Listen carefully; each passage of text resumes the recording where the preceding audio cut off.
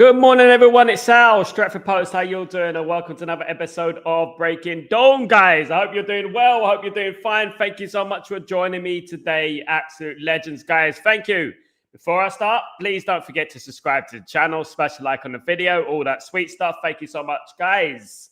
Now, look, you know what? Manchester United, we're already preparing for the game against Brighton. It's gone so quickly that we're already preparing for the game against Brighton. Day after tomorrow, we are playing Brighton and Hove Albion. I'll be doing my match preview later on today. It's just going so quickly. Where's the time going to, guys? I don't know. Where is it going to? But yeah, looking forward to that anyway, guys. But let's get into some Manchester United news. Now, look, obviously, over the last few months, we've been speaking about Angelo Stiller. Angelo Stiller has been a topic on my stream, on many other people's streams as well, in regards to a transfer to Manchester United. I did mention him many months ago, year ago it was, and this is coming to the forefront again. Angelo Stiller is coming to the forefront again, and certain journalists, certain respectable journalists, including Plettenberg, Fabrizio Romano, are now adding fuel to the fire in regards to Angelo Stiller. Now, Angelo Stiller would fit the mold perfectly. He's a very versatile player. He can play in numerous amounts of position across that midfield. And I think he would be an absolutely phenomenal signing.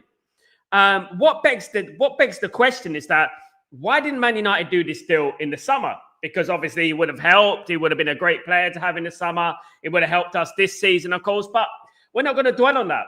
The fact that the most important thing is that Manchester United are looking at players of this ilk, good players of this kind of caliber, and I do believe we're not really looking in the Bundesliga as potently as we should be. And you know, Angelo Stiller is one of those players. He's one of many players in the Bundesliga that, you know what, will be quality for Manchester United at a lower price as well. Angelo Stiller, I'm not saying he's going to be cheap because he's not. He's high sought after. During the summer, there was talk about Real Madrid and Angelo Stiller and things like that. So obviously, he's not going to be cheap. He's an expensive player. So Angelo Stiller to Manchester United is gathering momentum, though. It is gathering momentum. And you know what? I'm all for that. I'm all for that. Midfield position, versatile. You know, he's got a little bit of experience as well. He's not too young. You know, I think he's 24 now. It would be a great signing for Man United. So, yeah, look, we're going to have to keep an eye out for that one. With Fabrizio Romano and Plettenberg of Germany, Sky Germany, have been speaking about this. And we spoke about, obviously, Angelo Stiller. And Man United are interested in Angelo Stiller many months ago. And United are still interested in Angelo Stiller, of course. I was one of the first ones to mention Angelo Stiller's name, of course. But so are a lot of us in this stream, guys. And, yeah, exciting news about that because it does... When certain people, when certain journalists start talking about it, it sort of has momentum, doesn't it? It sort of gives a little bit of an approval, a seal of approval to it, if you know what I mean. And I wouldn't mind that. Let me just say thank you to Albie Barrows. Thank you so much for becoming a member for 4 months. You absolute legend. Really appreciate you. And thank you for supporting the channel, Albie. Really appreciate you a lot. Albie. And by the way, Albie said, don't go for Lewandowski. I'm going to get into that 1 second. Guys, United beat Brighton, who have been our bogey team over the last few years. And then anything is possible. Yeah, Brighton have been our bogey team, but not only Brighton, the likes of Crystal Palace, the likes of Bournemouth have been our bogey team. Tottenham, we lost 4 times last season, have been our bogey team. We've got a few bogey teams, you know. This is why, in theory, the game against Brighton is literally more important than the game against Liverpool. Look, the Liverpool game's important. We won the game, but we generally do that. We generally beat the likes of Liverpool. We generally beat the likes of Arsenal and Man City more times than not. So, in regards to the Brighton game, this game is like the perfect test because it's probably our biggest bogey team in the Premier League. They have beaten us a number of times, guys. We have I think we've beaten them once in 10 games or something like that, some madness like that, right? And it is a perfect opportunity for these players to show us that we're not the same. We're not the same animal. It's a perfect opportunity to show us that we're not the same and we're going to go out there and beat Brighton. And if we beat Brighton, then anything is possible, I would say. Absolutely, Albie. And we go and then we go and beat Nottingham Forest, for example. We go and beat Nottingham Forest. and then we go and beat Tottenham. You know, look, if Man United win the next 2, draw against Tottenham, I think and beat Everton, I think that's good. I think that's good. And I think that is very, very capable. We are very, very capable of doing that. And guys, let's wait and see what happens in regards to that. In regards to Lewandowski, of course, Manchester United have been linked with a move for Lewandowski. Lewandowski will be a free transfer in the summer. So Manchester United are looking at the possibility of bringing him into the football club. Now, what do I think of this? He's 37. I think we've missed the boat on this transfer. I think if we were going to do this transfer, we should have done it a long time ago. I think Lewandowski is a fabulous player. Don't get me wrong.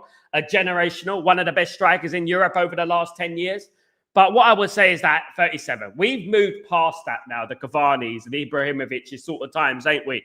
We need to move past that again because I know he's a free transfer. I know that. But someone like Lewandowski is not going to be sitting on the bench. You know what I mean? And we don't want to stifle the development of Sesko either.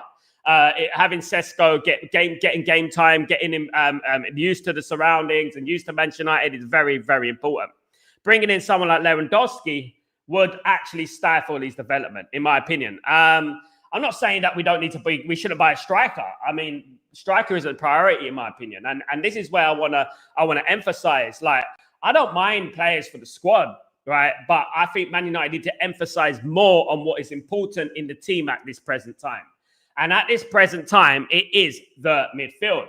Now, Patrice Evra has been speaking about Semenyo, has been singing the praises of Semenyo, Antoine Semenyo of Bournemouth, and saying that if Manchester United has Semenyo and Ahmad and Mbeumo and Cunha, we will be scary. We will be very scary. Now, look, football doesn't work like that. I know that is a very sensationalist kind of message from Patrice Evra. I love Patrice Evra, of course, a legend. But you need to look at things realistically, right? We're not going to be having Semenyo, Mbeumo, Cunha, Ahmad in the same team, right? It's just not going to work out like that, is it? You know, this is where you get into the realism about football. This is where you get into you delve deep into what football is. You know, football is not just about attacking players and we win games and we trounce teams on attacking play. You have to build a team. Yeah, a team that actually can compete when you know what the times that when they're going to get tough, you can compete. You have to build a team, not, oh, we just bring this player, that player, that player. Otherwise, when Man United were playing in the 90s under Sir Alex Ferguson, we would have just played Andy Cole, Dwight York, Teddy Sheringham, Ole Gunnar Solskjaer, Ryan Giggs, Beckham, Scholes in the same team. But we all know that that is not going to work, is it? Because all the team need to do is just hoof it up top, over the top, and then we're going to be counter-attacked on. We're going to have no defensive players there. Now, it's exciting in theory. It is exciting. If you're going to use a player as a bench option, great. But you know as well as I do that we're not going to have a Semenyo on the bench or a Mbeumo or a Cunha on the bench. I think we need to stop thinking about the new shiny new toy syndrome, if you know what I mean. It is a little bit of a shiny new toy syndrome that, you know, we want the new thing, you know, even though we got Mbeumo, even though we got Cunha. And I actually believe that Mbeumo is one of the best players in the Premier League at the moment. I think he is. And I think he's better than Florian Wirtz. I think he's better than Ekitike. I think he's better than all those players. I do. I think Mbeumo is one of these shining lights in the Premier League, and he's underrated because you know what, he's gone to Man United and he's in his mid-20s, and you know people don't really rate him because you know what, he's been around a while and they got used to him, but he is. I believe Man United need to think about that midfield, and after that midfield, we need to think about the wing-back situation. Obviously, we haven't got the wing-back situation sorted out yet. Before we even get into the talk about, you know, Semenyos and things like that, unless it was a loan deal, unless it was bringing in a player on loan to help with the squad, the players are going on AFCON and blah, blah, blah. Maybe that. But I can't see for the life of me Semenyo coming in January, let alone on loan. The only attacking player, as I said, I think that could come to Man United is Endrick on loan. Of course, guys. Big up everyone. Big up All Bars One. What's going on, my friend? Hope you're doing well. Morning, all. Don't forget to subscribe and smash the like button. Let's get to 100 likes. Can we get to 50 likes today, guys? Breaking Dawn should always be 50 likes. Please, guys, don't forget to smash the like on the video. Thank you so much. Lauren Dose, no Goski. Big up, my friend. Big up, Kenny. Hope you're doing well. Even Tony would be a good shout. It would be. I mean, it's something that I've been shouting for long. I've actually got a sore throat how many times I've said even Tony. Even Tony as a player that can come into the football club and nurture Benjamin Sesko kind of thing. Look, guys, we are very, very, the fan base are very new toy syndrome. They're like, I want a new toy. I want a new player. I want a new player. And this is, we need to get away from that, right? We need to get away of we got Benjamin Sesko. And Benjamin Sesko is an absolute legendary player, in my opinion. He's going to be. And I feel like even Tony, if someone like even Tony came in, he would demand first team football. This is the only stumbling block with this situation. He would demand first team football. And the wages he's on at the moment is astronomical in Saudi Arabia. He's not going to expect much less than what he's getting at Saudi Arabia coming to Man United. Now, if it was like a rotation business where we bring in even Tony and we got Sesko and we can use even Tony as a sparingly, like bring him on, take off Benjamin Sesko, play Tony first, bring on Benjamin Sesko, that would be fine. But, the problem is, the only issue I would have with Tony, as a big fan of Tony, is the fact that he's going to demand first team football. And obviously, we don't want anyone to stifle the players that we got at the moment. I find it bewildering how even Tony is not in that England squad, but Jared Bowen is. That is how crazy it is at the end of the day. Just because that even Tony's playing in Saudi Arabia. But Jared Bowen is in the England squad. I mean, it just may as well. Big up, Kenny. Sanjay, what's going on? Hope you're doing well. Big up, David. What's going on? Stiller and Baleba is a must, and a Wharton or Anderson even better. Yeah. I mean, Baleba has to pick up his performances, David, he has to pick up his performances. He has not been good over the last few weeks. And the money that they're asking for, they're demanding, I would absolutely go for now for Anderson or Wharton. I think those two players are the players that we should go for.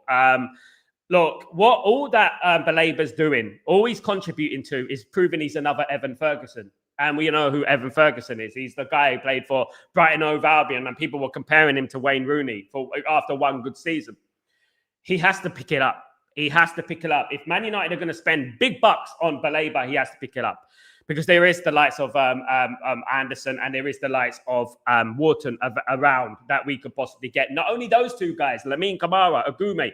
There's players all around Europe, Stiller. There's players all around Europe that Man United could possibly get. So we're not going to obviously narrow it down to Baleba because Baleba became fashionable, and that's what happened last season. It became fashionable. But you're only as good as your last game. And he's not been performing. And I think Man United have to be very, very careful about his mentality and his implementation, at the end of the day. And we have to be. We have to be. Now, obviously, I had a Nottingham Forest fan on the show yesterday. People watched it. Thank you so much, everyone who tuned in. Really appreciate it. It was my first panel show, guys. Really appreciate you who joined me. And he was talking about Elliot Anderson. And he was talking about how Elliot Anderson is worth about 80 million. Now, I think that's exciting. That's just an excited Nottingham Forest fan who overvalues. It is an overvaluation. Anderson is a brilliant player. But if you look at Nottingham Forest and you compare Nottingham Forest for let me give you an example, right? You compare Nottingham Forest to, in Spain, who are they like? Getafe, something like that. They're Espanyol. They're that sort of team, right? Would a player from Espanyol or Getafe go to Man United or another Spanish club, i.e. Real Madrid or Barcelona, for 80 million? It wouldn't happen, would it? So this is the British tax that people are talking about. This is the prime British tax that people are talking about. Elliot Anderson is a £65 million player, which is a lot of money even for him. That is a lot of money. He's a 65 million player, and I would go for that for 65 million. Touching 70 if we bring on incentives and things like that, add-on bonuses and everything like that. I think that is a very good deal for Nottingham Forest. Big up, Daryl. What's going on, my friend? Hope you're doing well. Morning now. I wouldn't go for Lewandowski. Too old. And I'll take Stiller all day long. Should have got him in the summer. We should have got him in the summer, mate. But there was a number of players that we should have got in the summer.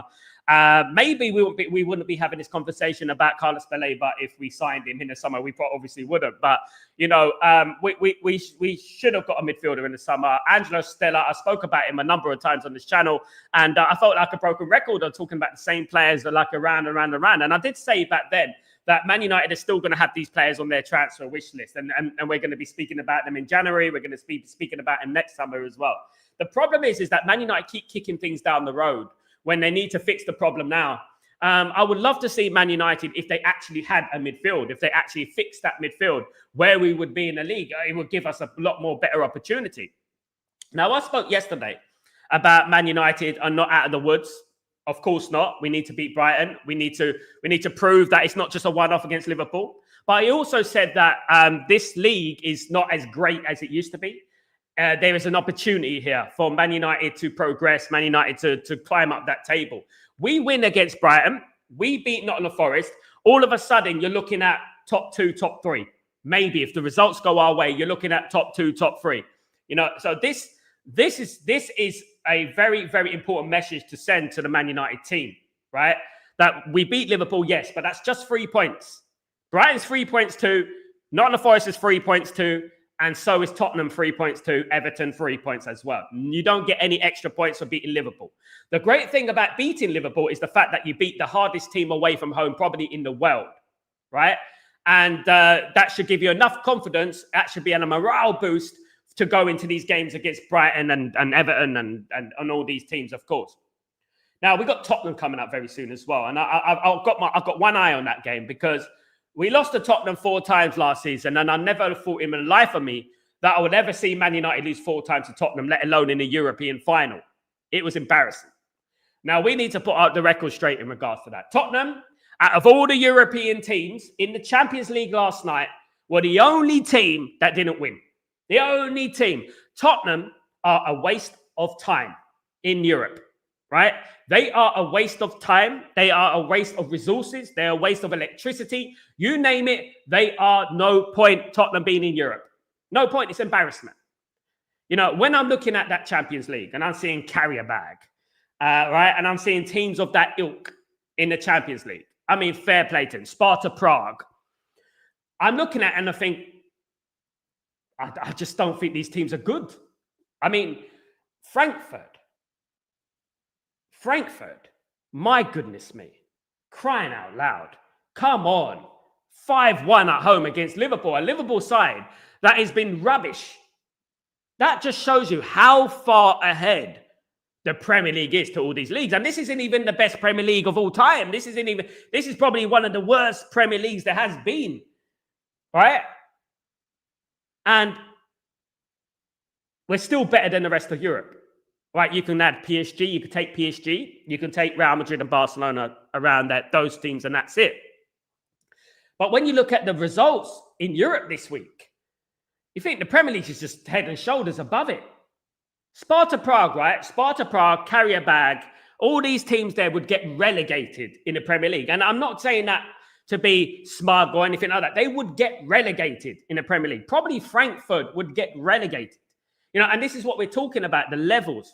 You know, and when I saw Liverpool play yesterday, I thought it was a walk in the park. You know, Burnley would have given him a harder. They did give him a harder game. Do you know what I mean? And I just felt like it was an embarrassment, man. Honestly, Champions League, really. Saviour, good morning. Hope you're doing well. Hope you're good. Morning, Sal. Good morning, Man U fans. On Saturday, we're winning. Lamens have brought confidence to the team. I said that many a year ago that he would do. Mention Sal when you say Lemens, because I mentioned it a year ago and people were writing me off. You know what I mean? And before anyone heard of Lemens, I was talking about Lemens.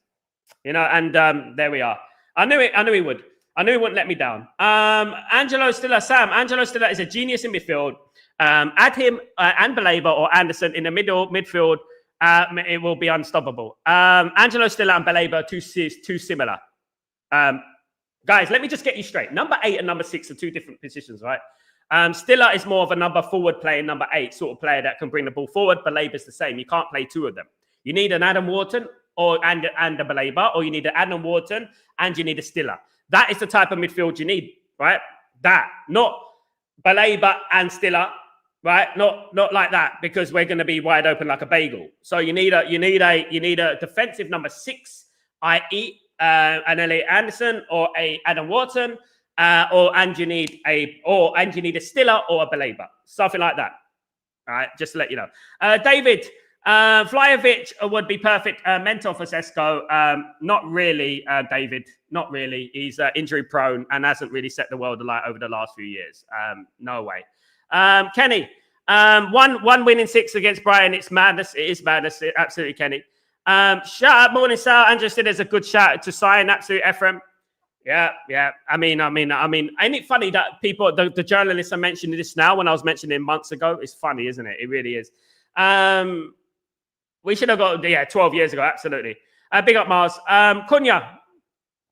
To get Stiller and Elliot Anderson in the summer, just Stiller United.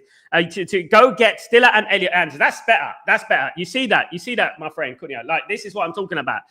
You bring in someone like Elliot Anderson, and you bring in someone like a Stiller.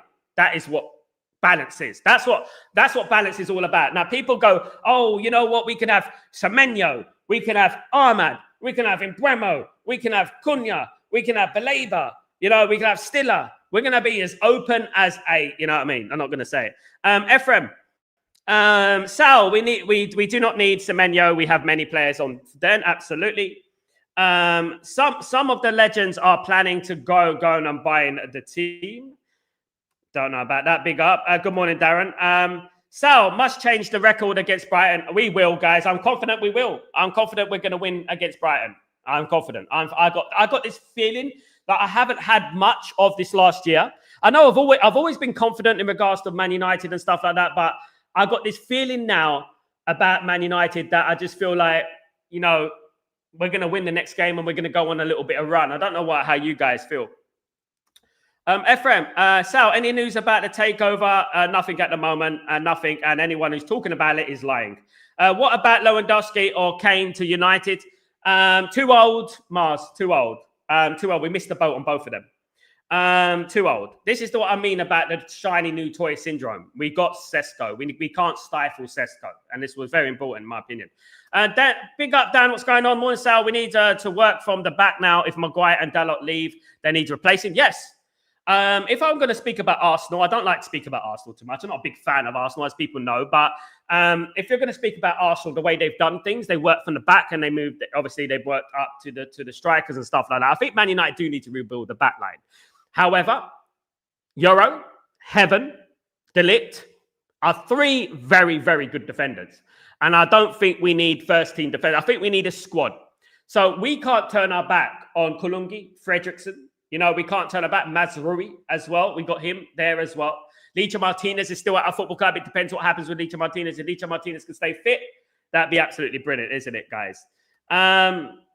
Freddie Van, hey Sal, great discussion. I agree. The Premier League is dominating, but it is really that the Premier League is weaker than before. Premier League players these days are physical masters, and that seems to help them dominate Europe. No. Southampton of the 90s will win the league now because there's no talent. It's just testament to how much the league has regressed, and in Europe as well. I'll give you an example. Look at Inter Milan back in the day. Zamorano, Ronaldo, R9, Zanetti, and then you look at Parma, who had Zola and Brolin, and you look at Juventus, who had Del Piero and Edgar Davids and Zidane, and then you can go on and on and on about these players. You can go to AC Milan, who had Zoran Boban, and they had Rijkaard, and they had Shevchenko, and they had, George Weah and that. Football, and you can go to Ajax, who had, Jari Litmanen and Overmars and Bergkamp and this, that, guys. Football in Europe has decreased significantly. Premier League has decreased. Football in Europe has decreased significantly. They're athletes. I remember football teams in England playing with 12 players, 1 on the bench, 2 on the bench. Right, you have 13 players in a whole squad on match day. They were fitter then. So the football has regressed enormously. And anyone who thinks it hasn't is just recency bias, chuff monsters. Maz, what's worse, AFC winning the Euro Champions League or Liverpool winning the Premier League? I don't even want to think about that. It's like, Liverpool winning the Premier League, overtaking our Premier League tally. Arsenal winning the Champions League, fair play to them. You know, they're a London team. I think their fans are unbearable. But I think anyone who says that Liverpool winning the league is better than Arsenal winning the Champions League needs to reevaluate who we are as a football club. Liverpool winning anything is bad enough. Liverpool overtaking our league tally, winning the league, going back on their perch, which we spent, however, 4 decades trying to get rid of, right? It's horrible. It's horrible. And I would much rather Arsenal win the I will give Arsenal the Champions League. You know what I mean? Than that. Good morning, Ellen. How you doing? Hope you're doing well. Good to see you, of course. Big up, Ronan. What's going on, my friend? Hope you're doing well. I heard Liverpool signed a new centre-back called Twerkes. He's pairing up with Kirkes on the left. The defence looking as flexible this season. Big up. Twerkes is Van Dijk. He's a twerker. What about bringing up JJ Gabriel? Yeah, we should do. We will do eventually. JJ Gabriel will be putting into the Man United team very soon. Obviously, he's 15. I think Man United should bring him in the squad now. I mean, I've said it. He's a generational. Arsenal got a 15-year-old playing for them at the moment, and I think if I was to pick one bone out of Ruben Amorim, it is that he needs to trust a few of those younger players. Because the reason I was a little bit wary about the lineup against Liverpool is that there is no vision, there's no future in it, and I think as Man United we need to think about the future because at any given time, these players can let you down. They've let us down many, many times in the past. And I think it's very important that we think about what's ahead as well and the future, what's ahead as well. And I would say that, you know, bringing JJ Gabriel through would be absolutely brilliant, you know. And no, I'm not saying that fill up the whole squad with youth players. 1 or 2 here and there. Bring him up. Give him 20 minutes here, 15 minutes here. Give him a little bit of experience. Make him feel at home because at the end of the day, guys, JJ Gabriel will go to Real Madrid. He can. He's on a youth contract. He can go wherever he wants. A little bit of compensation from Real Madrid. He's gone. It's just like what happened with Aiden Heaven. Do you know what I mean? One little bit of compensation, they're gone. So I would say that, yeah, absolutely concur with that, Mars. Our form from Sunderland to Tottenham, we will be 1-1-1-1-1. Big up, fun show. Yeah, look. We should beat Brighton. We owe Brighton one, guys. We really do owe Brighton a good hiding, as they say, a good hiding. We owe Brighton a good hiding. We owe Nottingham Forest a good hiding. They did us last season, and we need to beat Tottenham because they beat us 4 times last season. Let's change the record, guys. Let's change the narrative. That is what Man United need to do. Change the narrative. Stop the bull crap. Go to these games and just squash them. Who are Brighton? And realistically, you know what I mean? Who are Brighton? You know what happens though, isn't it, guys? You know what happens? Danny Welbeck will find his new lease of life. A new lease of life. As soon as Danny Welbeck comes back to Old Trafford, Danny Welbeck goes and scores against Man United because that's Danny Welbeck does. You know, and hopefully we don't fall into that same trap again. You know what I mean? And we actually put them to the sword because I believe this Man United. I want to believe this Man United team is different. I want to believe that they're starting to feed into the formation and the tactics. I find it funny. I find it hilarious that there are people out there who saying, "Oh, Amorim's changed," and it makes me laugh because they don't want to be proven wrong, right? And no, the players have adjusted, you know, and that is exactly what it is. Ellen, what's going on? Hope you're doing well. I think the future is on his mind. He tries to build a spine of leaders to bring the youngsters in. The open heart surgery is ongoing. No, that's not how you do it. That's not how you do it. No. I know you try to be polite and you try to be positive, but Ellen, you do come out with some because there's none of them on the bench. If he was thinking about the future, they'll be on the bench, Ellen. You know what I mean? They'll be on the bench. You know, and also open heart surgery wasn't just about the team. It was about above. It was about everything in the football club. You know what I mean? That was what open heart surgery. I know you're pro Glazers and that. I know you are. You come across very pro Glazer. Ellen is Glazonomics, by the way. So, that is crazy. I mean, if you're going to build for the future, you need to at least have them on the bench. Look at Arsenal. They've got a 15-year-old on the bench. You know what I mean? We have to look at that. That's what we should be doing. Fun show, Sal. We honestly need to promote Jim Thwaite. Absolutely, the new Pedri, by the way. We need that by talent in our team. It needs to be in and out of the team. First team, I agree. Fun show, absolutely spot on. You see, Sal. If we win the 3 games, title charge. I agree. I think we have got a title charge to win the 3 games. And People were trying to play it down yesterday. I'm not going to play it down. If Man United beat Brighton, beat Forest, beat Tottenham, beat Everton, those are 4 games right there, right? Which are very winnable, by the way, right? I would say, yeah, title charge. Why not? We're beating Liverpool away. We're beating Chelsea. Should have beaten Arsenal. Why not? You know what I mean? You are Glazonomics, Ellen. I'm sorry. You never come out with the Glaze. You're always trying to defend Ineos and Glazers and, you know, take the time and and take the time. You got to understand what Man United are about, you know, what we are. And you got to also understand that, yes, we can have Maguire and Shaw and Dalot, but they're not going to win us a league title, or they're not going to get us in the Champions League. Trust me. You can't teach an old dog new tricks. You can't change the spots on a leopard. They will win away to Liverpool. Of course they will. They do that again. They'll do that again. You know, they'll win away to Arsenal with 10 men. You know, they will beat Man City at the Etihad like they did last season. You know, and this is what it is. But against the Bournemouths and the Brightons and the Wolves and the Crystal Palaces, where are they? You know what I mean? So we need to think about the future. And if players are going to be integrated into the team, and if he's thinking about the future, you need to have Jim Freights. You need to have JJ Gabriel on the bench to come in every now and then, 20 minutes, 15 minutes here and there. And then you can slowly bed them into the environment like that. Not put them in straight into the team, but slowly bed them into the environment. For example, if we're winning 3-0, you bring them into the team slowly.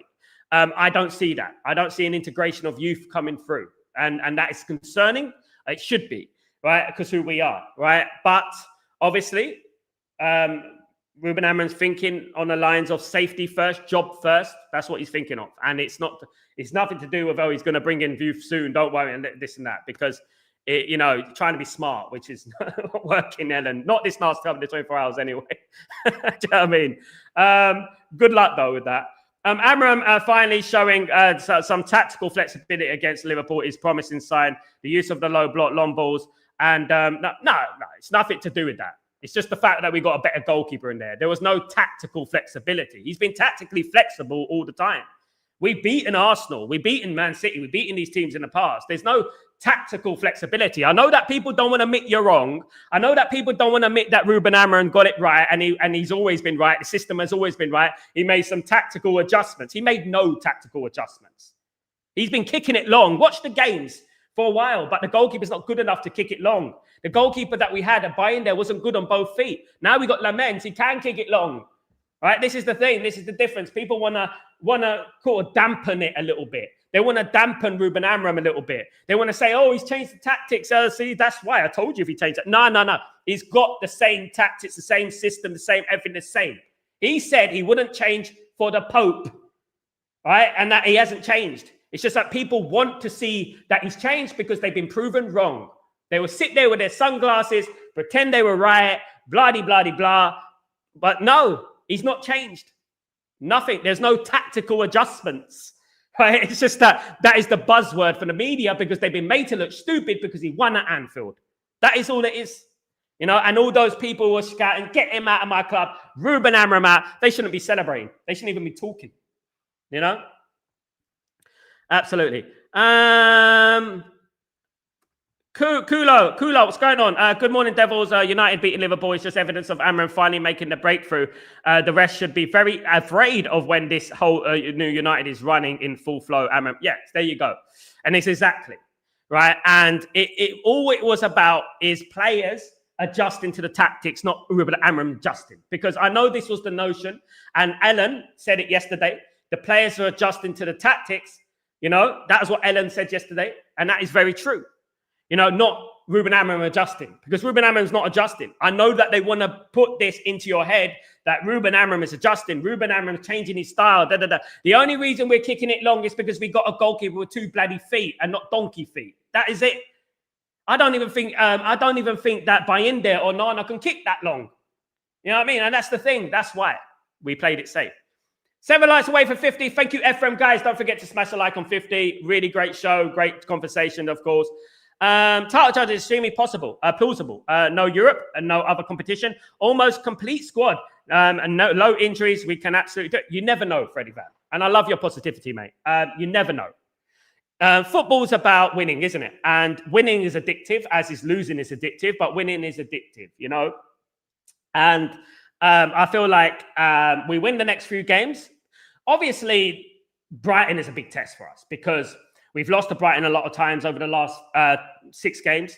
And they're generally our bogey team. So if we go against Brighton on Saturday and we wipe the floor with them on Saturday and we come out of that game 2-3-0 winners, we're going to be saying Man United are back because they've beaten the Liverpool, but they've also beaten the Brighton, the games that we notoriously slip up against. Do you know what I mean? And I would say yes. I say yes. If we can win the next few games, I would say we beat Brighton, we beat Forest, we draw against Tottenham away, we beat Everton.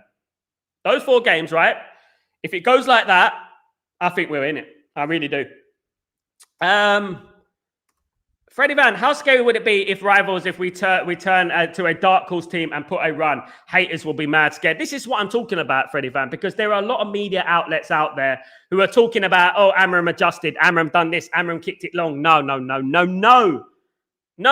He's always adjusted. Number one, he's always adjusted. And even at the beginning, he adjusted as people refuse to see that.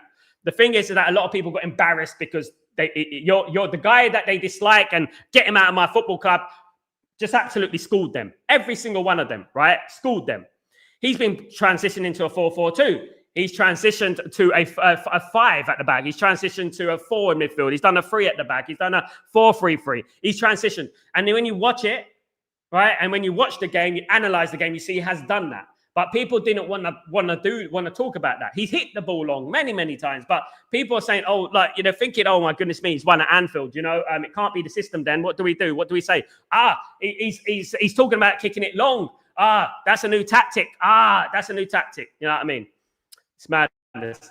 Fun show. I watched Amram from Braga, Sporting, and now United. That guy needs time and appropriate players for each positions. Imagine a Bruno with a position awareness of that. Absolutely fun show. I agree. 100%, mate. 100%. Ellen, I trust Ruben. He knows what he's doing, and he is a smart fox. Ellen, he is. And by the way, Ellen, love you to bits. We're just joking around, by the way. What I would say is that I agree because Ruben Amram is a tactical genius. And I will say that. And people think that things happened overnight. People think that, some things that need changing are going to happen overnight. Do you know what I mean? And, what it made me nauseous when I saw certain channels with their sunglasses after we're beating Liverpool, when for months they've been going, get him out of my club, he's a fraud, get him out of my club, going on TalkSport, going on ESPN, going on DR Sports, going on all these channels, get him out of my club, get him out of my club. And because, you know what, to save face, they're gonna celebrate. They don't have a right to celebrate. In your corner and shut up and let the real ball knowledge experts talk about football. Because this is what it is at the end of the day. That's what they need to understand, right? You know what I mean? Goodness me. Honest to God. How they have all the audacity to do that when they turned against the manager after 5 games? How can they have the audacity to do that? It's unbelievable. Fun show. Sal, I believe we are winning the next 3 games. Come on, fun show. That's it. Absolutely. Dave, Sal, people shouldn't get giddy just yet. This game on Saturday is where we are. We can't even be thinking of top 6 finish if we can't beat our bogey teams. Brighton's the test, Dave. Absolutely. Brighton's the test. I said it. Brighton is the test. We go and beat Brighton, then I think we can get a little bit giddy. We can get a little bit zealous. We can. If we go and beat Brighton and we beat Nottingham Forest, there is no reason why we can't. But if we go and draw against Brighton, lose to Forest, draw against Tottenham, then we all know that we're still where we are. Now, we know, Dave, isn't it, that we can go to Arsenal and win. We can go to City and win. We can go to Liverpool, as we proved another weekend, and win. We haven't lost at Anfield in 2 games. So, and we've done it in the past as well. We drew 0-0 at Anfield with Erik ten Hag. So what I would say is that, yeah, absolutely spot on, Dave. Brighton is the game. Brighton is the game. Brighton is the game first, and then we worry about Nottingham Forest. We win those 2 games, right? It would signal for me a turn in the right narrative. Do you know what I mean? The narrative would change, in my opinion. Fun show. I watched the Carragher analysis for the first time, admitting Amram got his tactics right over their mind-playing games. Amram has always got his tactics right. It's not his fault that the players can't implement it properly because they don't have the intelligence to do it. Right? Amram has always got his tactics right. And those of us who are a little bit more ball savvy than some of those folks knew the tactics are going to work. You know, the system will work. Ruben Amram hasn't changed anything. Do you think Ruben Amram, as a Catholic guy, will sit in front of the media and say, I won't change for the Pope, even the Pope told me to change? He didn't change. He didn't change anything. Those players are getting accustomed to what is needed at this football club. And added to the fact that we got Lamens, who's better than any goalkeeper we've had in the last 10 years. Apart, obviously, his hair was good, but I'm talking about a goalkeeper that adds calm and how do you say it? Assertiveness into the play. And Bremo, Cunha, guys. Mason Mount coming back is really good for Man United. We got Sesko there. That, you know, this is the thing, isn't it? You know, he hasn't changed anything. It's just the players about. And this is exactly what we're talking about. This is why I said we got a 4 out of 10 window. We did, right? Because if we fix that midfield and the wing backs, Man United and Ruben Amram in particular will be absolutely killing it right now. Let me tell you that right now. You know, it's madness. Kula, the one thing that I am very excited to see is Amram creating a superstar from an academy player, grooming into a monster. Amram, he will be, absolutely, he will be. One thing I will say, Kula, you make a good point about the 3-4-3. Do you think Man United should now adopt that system to the youth, so that when the youth team, like a bit like the Masia and Barcelona, Real Madrid do it, players come straight from the youth team and slot straight into the team, to like a puzzle, because they played that system throughout the youth team as well. Do you know what I mean? I think that's a very important point, because if the youth team are playing a 4-3-3 or 4-5-1 or 4-4-2, you know, and we're playing a 3-4-2-1, you know, you got, you know, the players who are coming from the youth team are not going to be quite used to that system. So I think that, yeah, I think we have to start implementing a permanent tactic to the youth team that is going from generation to generation, so that this is why Barcelona are so good at it, you know, because they play the same way all the way through the ranks, right? And by the time a player who's been playing like that since 12 years old or younger, he knows by the time he's 16 years old, he's going to be in that team and he's going to slot into that position that he's been playing his whole life anyway. You know what I mean? Amram needs a number 8 and a right wing back and a number 6 saviour. Absolutely. Dave, that in-game management and in composure that Amram had against Liverpool should be continued throughout the season. The next 5 games we have will be a glimpse of where we are. I agree, Dave. Absolutely. I agree. Absolutely. Masrori and Leach are back soon. I can't wait for it, Ellen. Can't wait for it. Benny, 100% trust Amram. Said it a million times. Give him the tools and he will deliver for us. We said it, Benny. You know what I mean? And finally, players are starting to realize if they don't want to do business, they are the door. Absolutely. The door is that away. Shut the door behind you. Because if you can't handle the system, get out of here. And you know what I would say, guys? And I'm going to repeat. You guys who are slagging Ruben Amram off, telling him, get out of my football club. Get out of here. You're a fraud. You are this. You are that. For weeks and weeks and weeks. And then you feel the need to wear sunglasses on your stream because we beat Liverpool and act like nothing's happened. You are disgraced. You're shameful. You're shameful. You're shameful. You might as well get on your hands and knees and beg, because that's what you are. You know, at the end of the day, many of us who are a bit more football savvy look at context, look at culture, look at what's going on in the football club above and beyond, know that Ruben Amram is an excellent manager. No, he doesn't get everything right. No manager does get everything right. I was annoyed at a couple of things this season, but I never once went over the top. I never once said, I'll get him out of my football club. He's a fraud and that. You know what I mean? Never. And I think that is a shame, isn't it, Benny?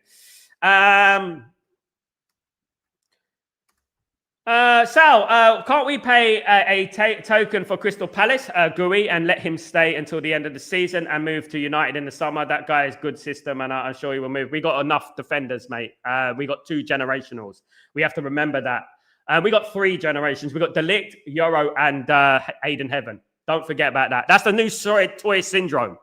New toy syndrome. We got generational players. We have to believe in them.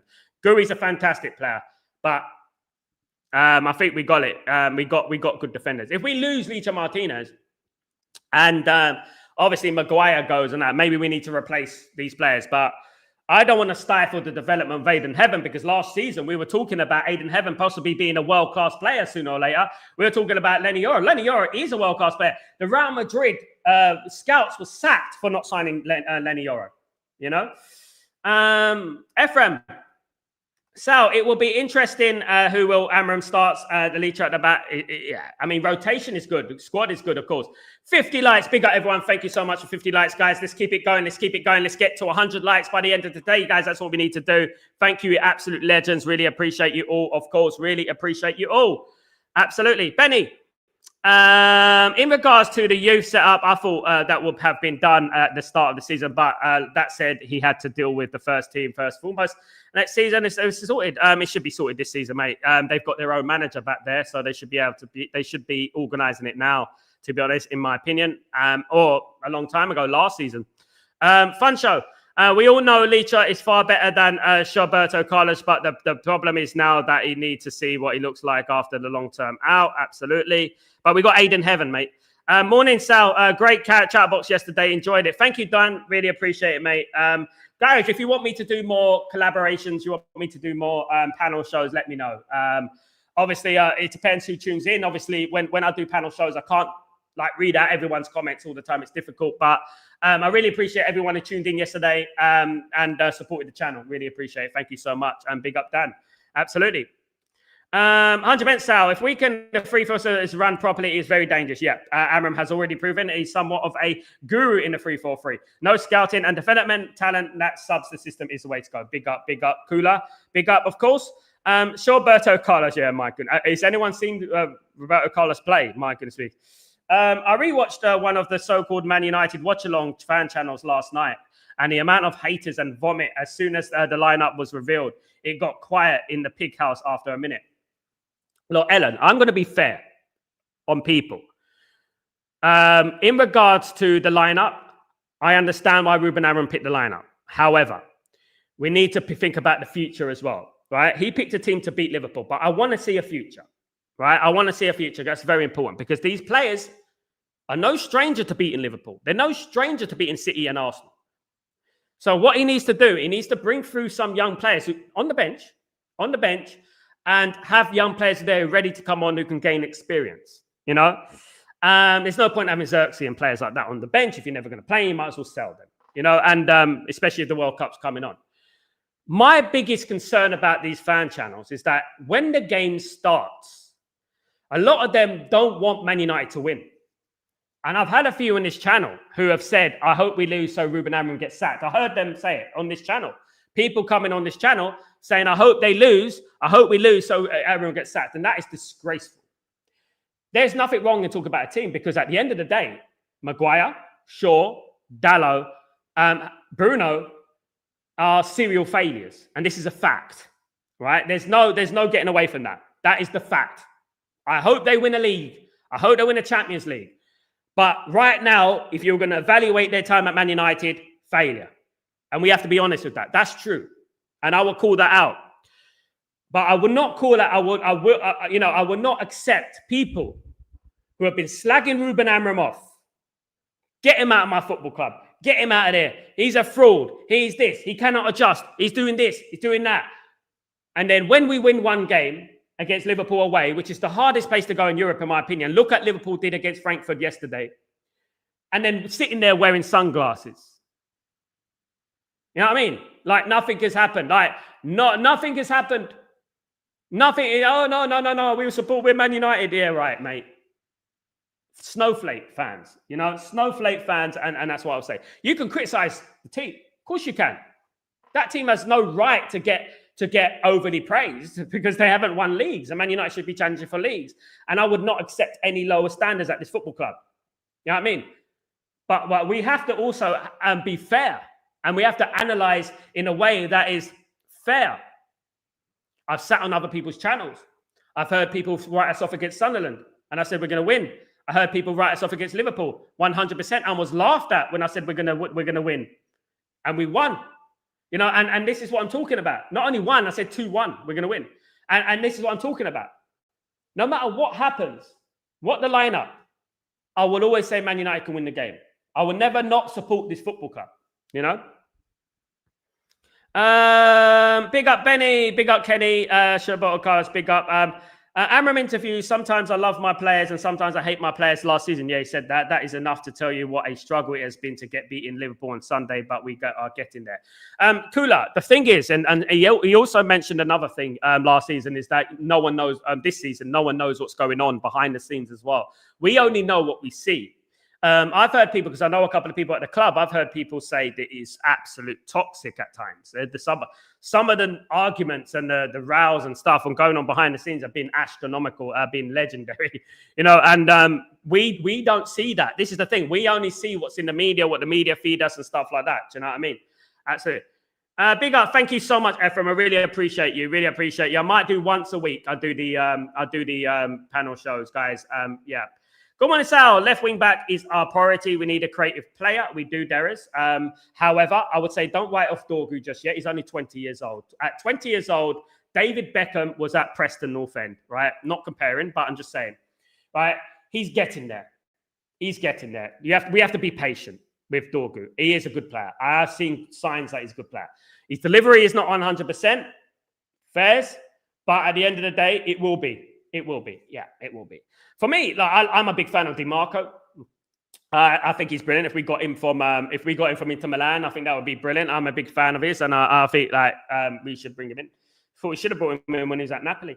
Dorgu is young, and Amram will have him at the best link back in the world very soon. Absolutely. Kula. It's patience, isn't it? It's patience. People have to be patient. People have to be patient with Dorgu. The problem is that there's not many patience. There's not much patience in the fan base these days. I mean, it's pretty evident, isn't it? You know what I mean? 5 games, people are calling for Ruben Amram's head, for goodness sake. And they're going to, I know what they're going to say.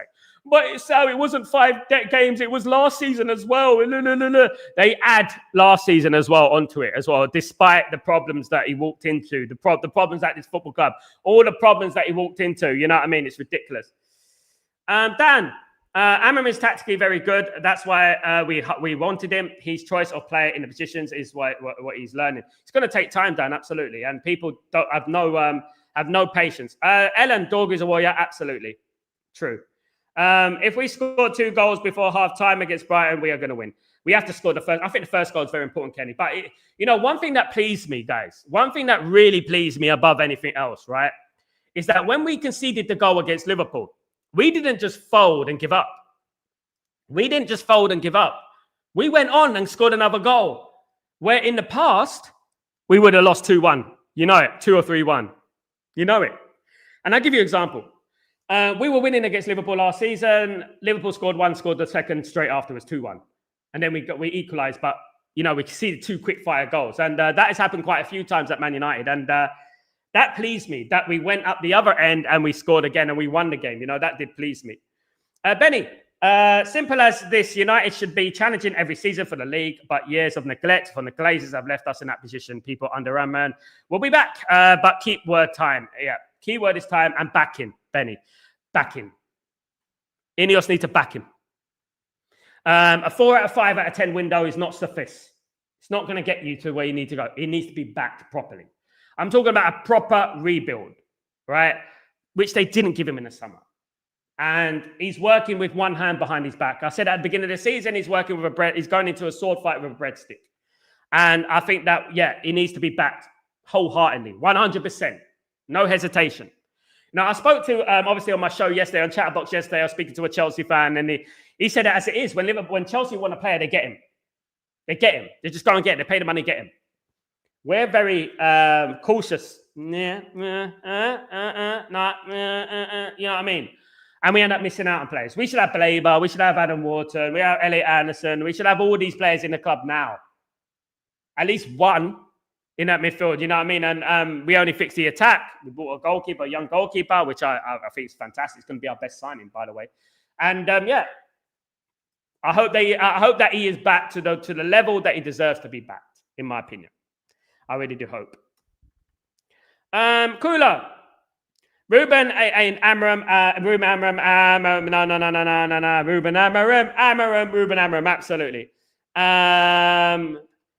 Frankfurt lost many players in the last couple of years, earned some 500 million from sales, but the team suffers. Also, they are the youngest team in the whole Bundesliga. I expected what happened yesterday. To get thumped 5-1, Tyborg, not even a championship team would lose to that Liverpool side 5-1. a young championship team. It was embarrassing, Tyborg. Got to hold it. It's embarrassing, mate. You went up like you put your legs up and you said, "Take me." That's what Frankfurt did. They showed too much respect.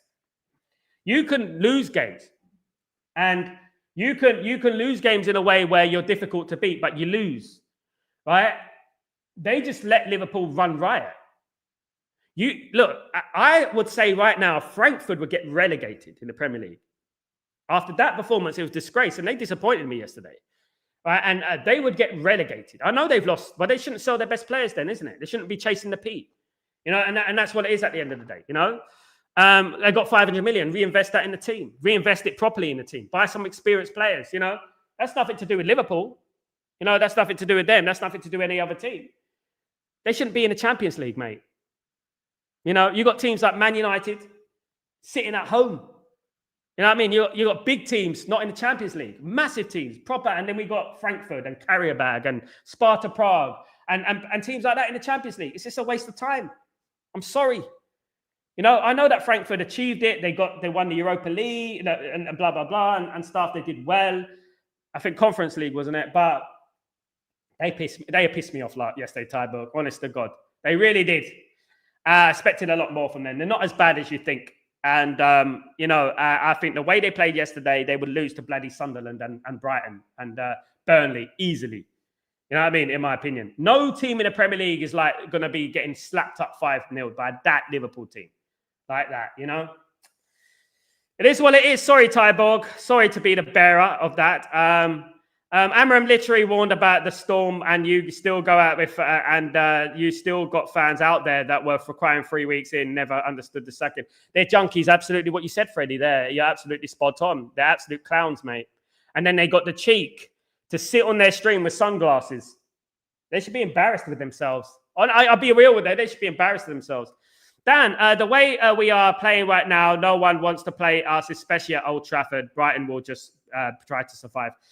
Dan, Brighton. You know what Brighton do. Brighton is the reason that Brighton don't win anything, right? And Brighton generally don't qualify for Europe either.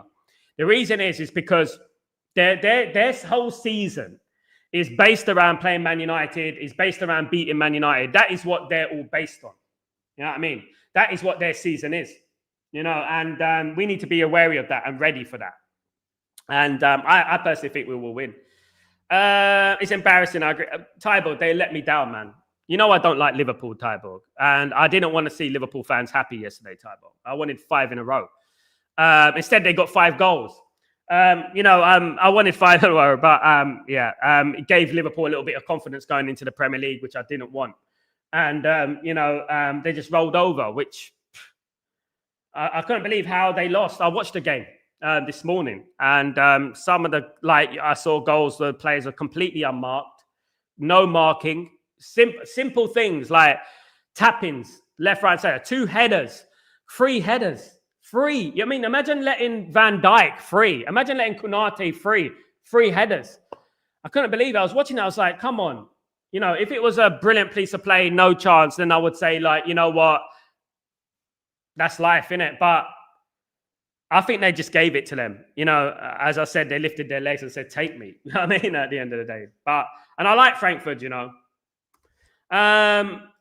Cooler, Amram complimented the boys, keeping the composure and just scoring again.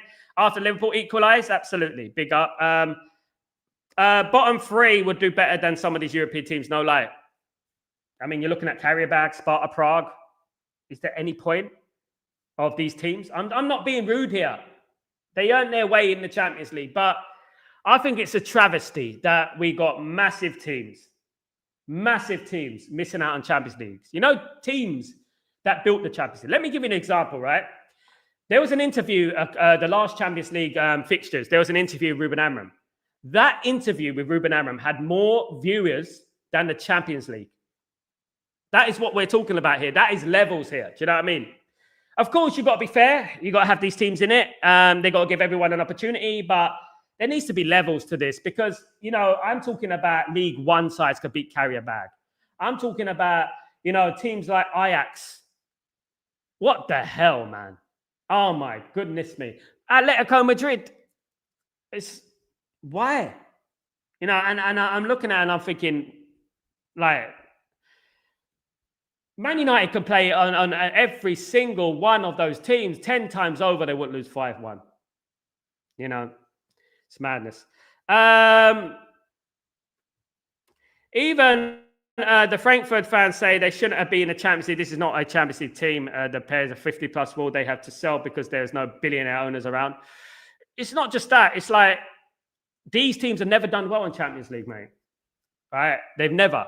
When I think about Champions League teams that have done well, I can only think about Schalke, Dortmund, and that was a long time ago. Bayern. Other these teams have not done well. Even when Man United have applied to kids, we brought through kids. It's a football culture, not just money. Money's a big part of it, but it's a football culture. Because if Ekatike, right, if Szoboszlai were playing for Frankfurt yesterday, Liverpool still smash you up. It would still be the same. You know, and this is the thing. You didn't lose that game because of money. You lost that game because you can't mark your man in the box. You can't mark Van Dijk in the box. You can't mark Konate in the box. You know?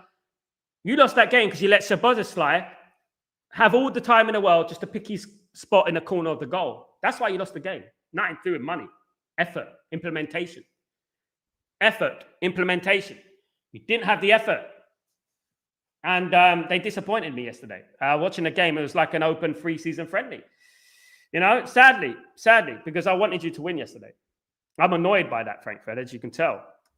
Sal, big up Cyborg, by the way. What do you make of Slot saying that Amarim has been playing with Sesko for the last 5 games and how he goes?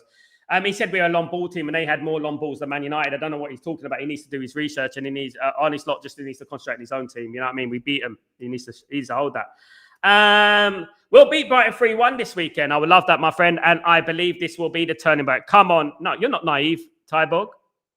We're going to beat Brighton. Guys, I'm confident. You know me, Tyborg. You know me before the Liverpool game. When everyone was coming on this channel saying, oh, I'll be happy with a draw. We're going to lose this game. I think 3-1 we're going to lose. And I remember it, guys. 4-0 we're going to lose. Blah, blah, blah. I saw it. I saw the pessimism in the streams before the Liverpool game. So I welcome people who are positive about it because if we go and beat Brighton, it will signify a turn, in my opinion. Absolutely. So our prediction for Saturday, got my match preview later on, Dan. Don't forget to join me for that. I'm going to give you it then, of course. We will win Ellen 2-0. Let's hope so. We'll beat Brighton 2-1, says Kenny. Big up, Kenny. Tybo, Brighton ain't scoring against Schmeichel in disguise, mate. Big up. Hopefully he keeps a clean sheet. That's my only disappointment. Didn't get a clean sheet at the weekend. I'm always inviting my mum for some snack into the football. She started crying when Bremer scored. Bless her. She supports Man United, Ellen. She's a legend. Absolute legend. Big up your mum, Ellen. Big up your mum. And guys, I want to thank everyone for joining me. And I want to thank everyone. Sorry I couldn't read out all the comments yesterday, but I want to thank everyone for joining me for the panel show. I will have one panel show a week. It's just to get, the voices of different fans and stuff. I think it's, fair that we get the opinions of different fans and stuff like that, guys. But guys, I will be back later on for the match preview between Man United and Brighton. Please don't forget to join me for that. Have a great day. Don't forget to smash a like on the way out. And don't forget to put your notifications on. You're all absolute legends. Thank you so much, guys. Ruben Amram's Army all day long. Glory, glory, Man United. Take it easy, guys. I'm Sal Warner. This is Breaking Dawn. See you soon. Peace.